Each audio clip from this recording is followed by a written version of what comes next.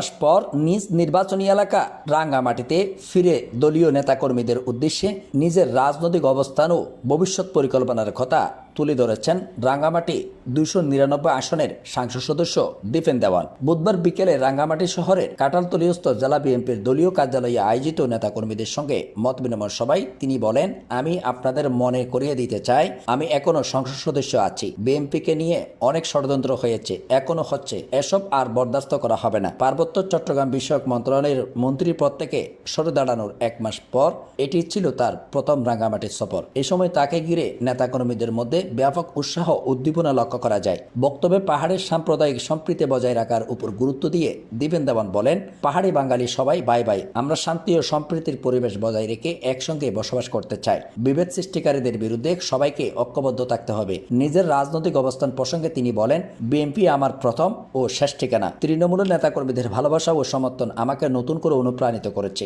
আমি সবসময় তাদের পাশে থাকব। উন্নয়ন কার্যক্রম অব্যাহত রাখার অঙ্গীকার করে তিনি জানান, আগামী দিনে রাঙ্গামাটির প্রতিটি উপজেলায় নিয়মিত সফর করবেন এবং সংসদ সদস্য হিসেবে প্রাপ্ত সরকারি বরাদ্দ এলাকার উন্নয়নে ব্যয় করবেন। এর আগে ঢাকা থেকে রাঙ্গামাটির ফেরার পথে বেতবুনিয়া, গাগড়া ও মানিকছড়ি সহ বিভিন্ন স্থানে শত শত নেতাকর্মী ব্যানার, পেস্টুন ও মোটরযান শোভাযাত্রার মাধ্যমে তাকে উষ্ণ অভ্যর্থনা জানান। পরে শোভাযাত্রা সহকারে তাকে কাঁঠালতলী দলীয় কার্যালয়ে নিয়ে আসা হয়।